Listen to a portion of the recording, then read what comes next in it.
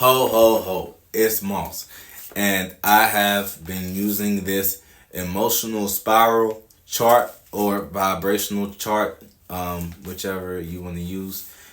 I just started using this like a couple days ago, and I journaled down and mapped out the corresponding emotions.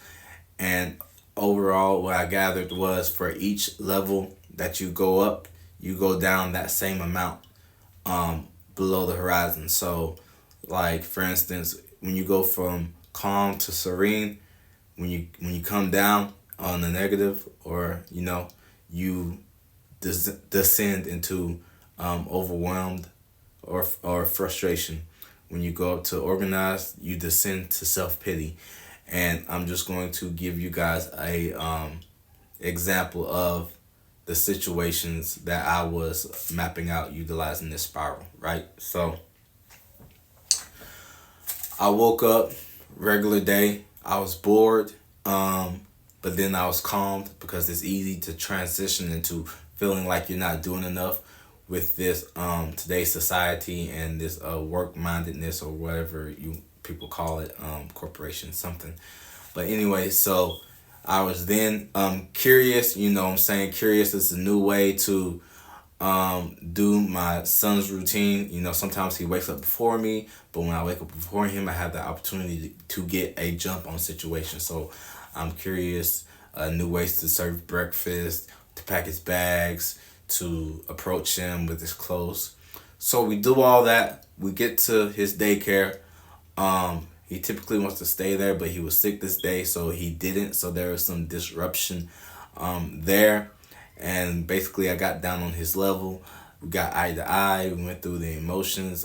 Went through, what I'm saying, the range of emotions, impatience, and then consoling, and then, people watching and feeling like, what I'm saying, kind of secondhand embarrassment, but not really.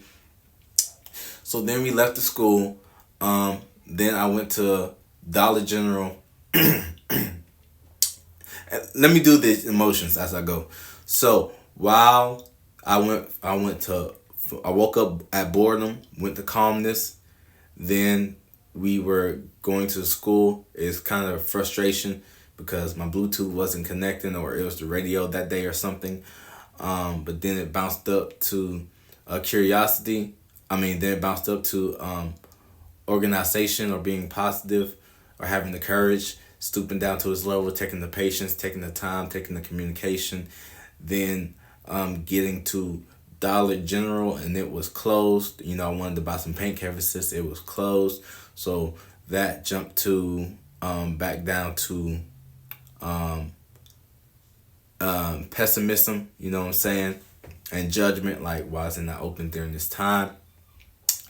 My other half is messaging me, like, because we got the 10-month-old, she's awake, and my other half is starting work, so that's kind of like a rush, but just like putting some pressure.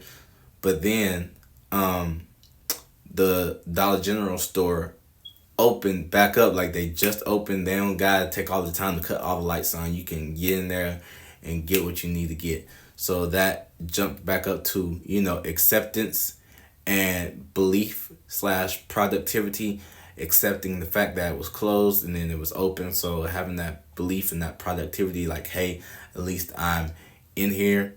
And so I get to the aisle of the section, my ADHD or whatever just flares up, and I'm just like looking, because Dollar General and Dollar Tree, so not even just ADHD, we all know it's unorganized, and it's boxes, and then shit, you got motor race cars next to freaking Crayola and shit.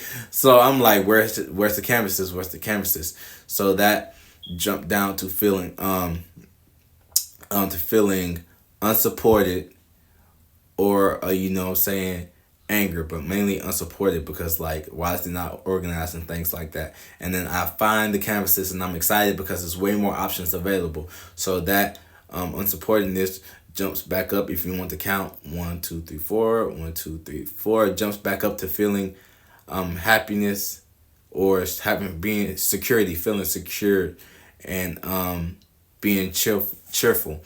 So I get the canvases, I go back up there. We're gonna jump back down now to